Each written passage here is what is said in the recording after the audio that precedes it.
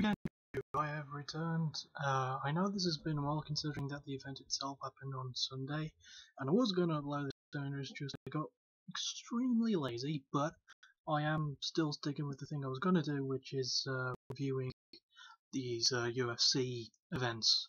I don't know I'm doing this with my hand. Anyway, let's get on to it.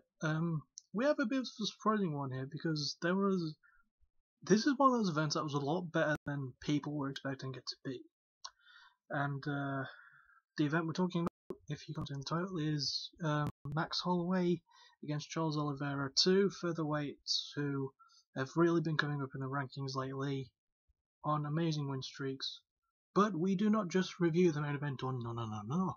We review pretty much every fight that we're available to, well, that I'm available to watch on telly when I record it.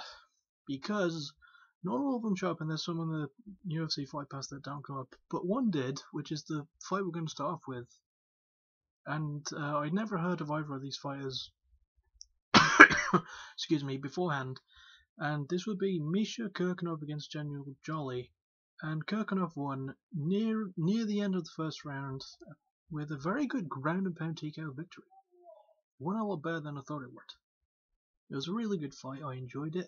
Maybe we'll see more of Misha, maybe we'll see more of Jolly, because I believe this was his first UFC fight, so I definitely think he should get a second chance to prove himself. Let's move on to the main prelim card. So we have, first of all, we have Chris Kalaitis against Chris Beal, and Kalaitis won with a very close split decision, and I saw the fight and it was pretty good. Very good way to start off the card, but I am torn. I sort of thought maybe Beal should have won, but at the very least they should not have given Beal all 3 rounds, even though they kind of did. It was a weird call. Well, not a weird call, because, you know, judges apparently do know everything. But it was a really good way to start off the card. Not the best, but really good. Next we move on to the next 3 fights, which are all finishes, all in the first round. We have a light heavyweight bout between Nikita Krylov, and apparently he's been in the UFC a lot, but it's the first time I saw him fight, against Marcos Rogerio de Lima. Pardon me, I'm so sorry. And Nikita Krylov won by rear naked choke halfway through the first round, and it was a really good fight on the ground. They were both going for some mad submissions. You know, I think it was like Marcos, then Nikita, then Marcos, then Nikita again, and Nikita finally managed to get the better of it and win. Then we have Felipe Aronches against Isha Boyne, and I've seen Isha Boyne fight a lot. He's sort of a mixed. He gets a bit of a mixed review from me. He's not the worst, but he's not the best. And Felipe Aronches, I hadn't seen him fight that much, but he showed an absolutely beautiful submission game when he finished Isha Boyne with a really good armbar at 4 minutes 21 seconds, and yes, I am reading these numbers on the wiki page. If you want, I'll put a link in the description, maybe not, I don't know, depends on if anyone watches this at all. Moving on from the rambling, yeah, Felipe did an amazing job with submission, I think. Very good, very well done. And next up we have a fight that kind of confused me. Not in the fight itself. We had a guy named Frankie Perez, and it's the first time I've seen him fight, against a Canadian legend, and I should probably mention that this event itself was held in Canada, in Saskatchewan, I believe. And Sam Stout was following a 2-fight loss streak by knockouts, which wasn't bad, but wasn't the best. And then he fights Frankie Perez, who is a lot younger than Sam Stout is, by about 5 years, I believe. And Perez won within the first minute, in like just over 50 seconds actually, with a beautiful right hand flush, knocked him clean out, and followed out with some ground strikes. And then, after, I believe it's John Anik, yeah, who he went over to, like, you know, as they do, they interview the fighters after the fight, and he was talking to Frankie, and Frankie said he was going to retire. He's 26 years old. This was apparently his first win in the UFC, and he beat one of the better legends there, and he's going to retire. That just really confuses me. But he did a really good job. I would love to see him fight more. And God, I really need a better camera, but I'm gonna have to make do with what I have. But anyway, that's it for the prelims. We move on to the main card now, and we start off with the women's strawweight battle between Valerie Latona and Marina Moroz. And Moroz came in with no losses on record. Valerie comes in with, like, I just believe 2. And despite the fact that Marina is a really good boxer, and I have to give her that because she has some major, like, hands credentials, fist credentials, whatever, however you want to say it, Valerie managed to outstrike her, surprisingly. There was a lot of shocks on this card, that being one of them, and it was a really good fight. Very good way to start off the main card, I think. Next we move on to one of those fights that you kind of don't like seeing all that much. But it was between Olivier Aubin-Mercier against Tony Sims, and Aubin-Mercier won, and he pretty much, okay, he did do groundwork, he did do some ground and pound, but for the most part he just seemed to have held Sims down a lot.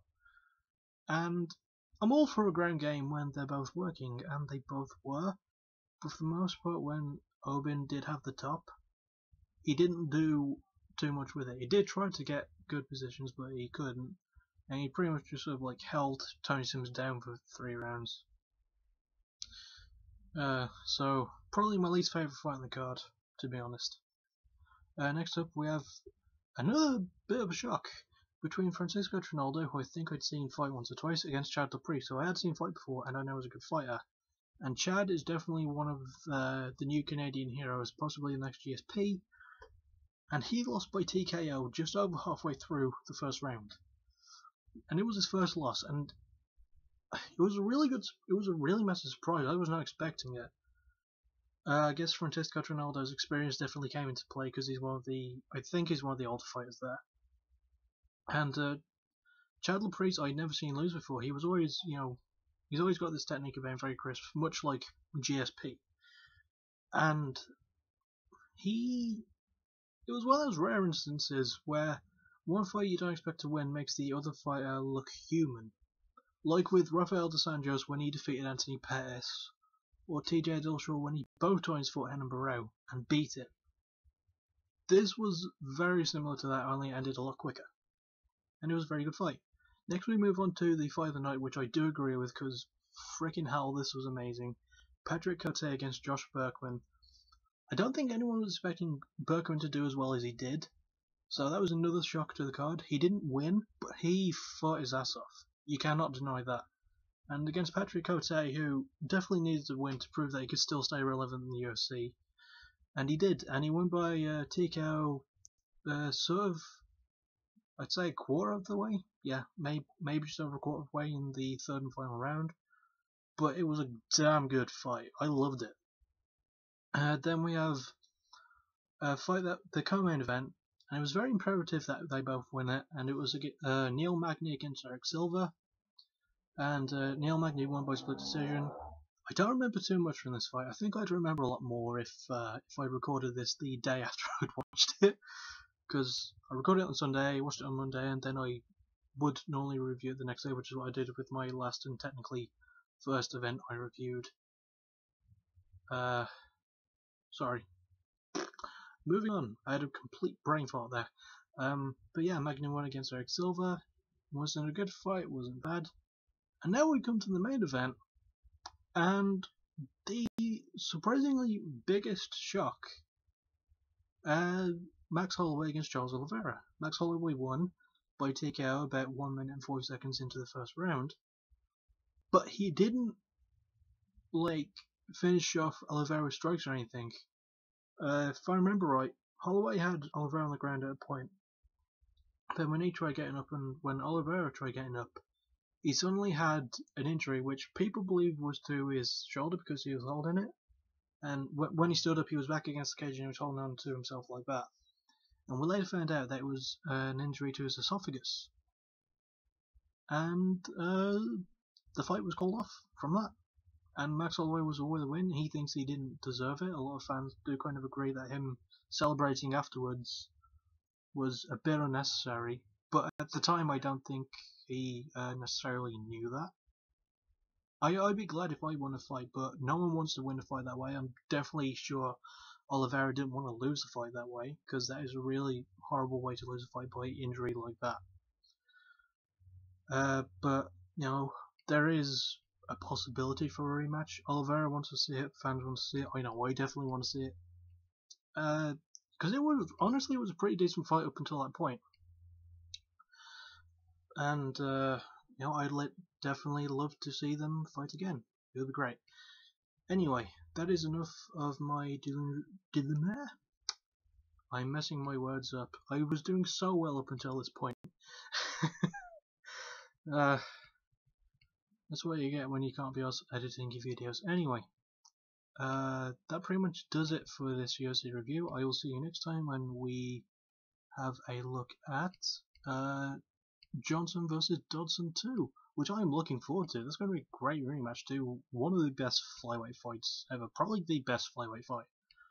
And yeah, I'll see you all next time. Bye bye.